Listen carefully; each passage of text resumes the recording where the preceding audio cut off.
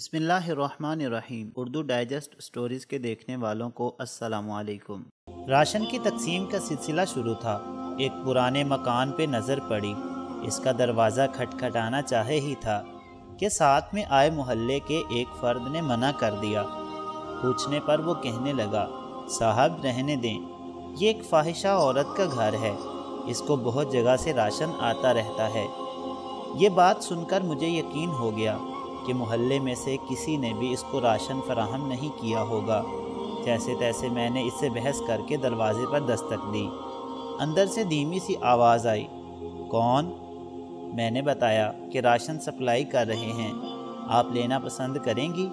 تو انتہائی غمگین سی آواز آئی کہ آپ واپس چلے جائیں، پہلے ہی اس محلے میں لوگ ہمیں جینے نہیں دیتے، ہم گزارا کر لیں گے، آپ کی مہربانی آپ محلے کے شرفاء میں تقسیم کر دیں۔ اس کے لہجے کی یاسیت کو محسوس کر کے میں نے بضد ہو کر کہا، آپ مجھے اپنا بھائی سمجھیں اور محلے داروں کی فکر نہ کریں۔ بہت اصرار کرنے کے بعد اس عورت نے اپنی بیٹھک کا دروازہ کھولا اور ہم نے راشن اور آٹے کا تھیلا وغیرہ اس کے گھر رکھ دیا۔ وہ عورت خود پردے میں آئی اور شکریہ ادا کرنے لگی، لیکن دل مطمئن نہیں تھا کیونکہ وہ باپردہ عورت لگ رہی تھی۔ محلے کا ایک فرد بھی میرے ساتھ تھا جو بار بار مجھے چلنے کے لیے کہہ رہا تھا۔ اس فرد کی باتوں کو نظر انداز کر کے میں نے جوں توں ہمت کی اور اس عورت سے پوچھ لیا کہ بہن، آپ نے ایسا کیوں کہا کہ آپ کے گھر میں راشن موجود ہے؟ کہنے لگی، بھائی گھر میں آلو پڑے ہیں جو پچھلے ایک ہفتے سے بنا کے کھا رہے ہیں، محلے میں سے کسی نے خبر تک نہ لی، عورتیں میرے گھر نہیں آتی اب۔ میں نے پوچھا، ایسا کیوں ہے میری بہن؟ وہ بے کس عورت آنکھوں میں آنسو لیے بولی، میرے خاوند کو وفات پائے 2 سال کا عرصہ ہو گیا ہے۔ اس وقت بہت حالات اچھے تھے، میرے 2 بچے ہیں، کچھ وقت ٹھیک گزرا، میرے والد میرے لیے جتنا کر سکتے تھے کرتے رہے۔ ان کی وفات کے بعد حالات خراب ہونا شروع ہو گئے، بچوں کا اور گھر کا نظام مشکل ہو گیا۔ ایک دن میرے خاوند کا قریبی دوست کچھ عرصہ بعد باہر سے آیا، اس نے مجھ سے بہت افسوس کیا اور مجھے کچھ پیسے دے کر چلا گیا۔ پھر وہ کچھ دن بعد آیا اور مجھے گھر کا کچھ راشن دے گیا۔ دوسری دفعہ لوگوں نے جب میرے دروازے پہ گاڑی کھڑی دیکھی تو طرح طرح کی باتیں کرنا شروع کر دیں۔ پھر جب وہ واپس بیرون ملک لوٹنے لگا تو جاتے ہوئے میرے گھر آیا اور کہا، بہن یہ میرا نمبر ہے، آپ کو کسی بھی چیز کی ضرورت ہو تو اپنے بھائی سے کہنا، کسی محلے دار سے مانگنے کی ضرورت نہیں۔ جب وہ باہر نکلا تو محلے کے لوگوں نے اسے پکڑ کر مارنا شروع کر دیا کہ تم نے ہمارے محلے میں گند مچایا ہوا ہے۔ یہ سن کر میں نے چلانا شروع کر دیا کہ تم لوگوں نے میرا حال تک نہ پوچھا، اور اگر کوئی بھائی بن کر میرا خیال کر رہا ہے تو تم اسے بھی مار رہے ہو۔ شرم سے میری جان نکلی جا رہی تھی کہ اتنی ہمدردی کا یہ صلہ ملا اسے۔ وہ بھائی ان کو سمجھاتا رہا کہ یہ میری بہن جیسی ہے، لیکن محلے کے لوگوں کو جیسے ایک تماشا ملا تھا لگانے کو۔ خیر وہ جان چھڑا کے وہاں سے چلا گیا۔ کچھ عرصہ تک مجھے اگر کبھی ضرورت ہوتی تو میں کال کر دیتی شرمسار ہو کر ان کو، اور وہ مجھے بینک میں پیسے حسب ضرورت بھیج دیتے۔ پچھلے 2 ماہ سے ان کو کال نہیں کی، اور پھر یہ وبا کا مسئلہ ہو گیا تو سنا کہ ان بھائی کے ملک کے حالات زیادہ خراب ہو گئے ہیں۔ دوبارہ میری ہمت نہ ہوئی کبھی ان کو کال کرنے کی۔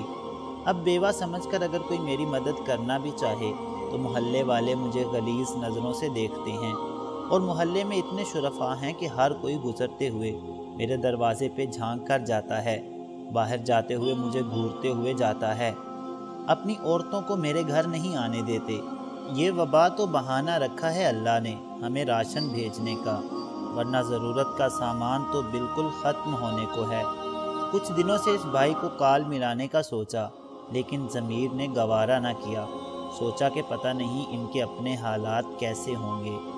میرے بچوں کو بھی اب محسوس ہونا شروع ہو گیا ہے کہ محلے میں ہماری ماں کو لوگ کس نظر سے دیکھتے ہیں۔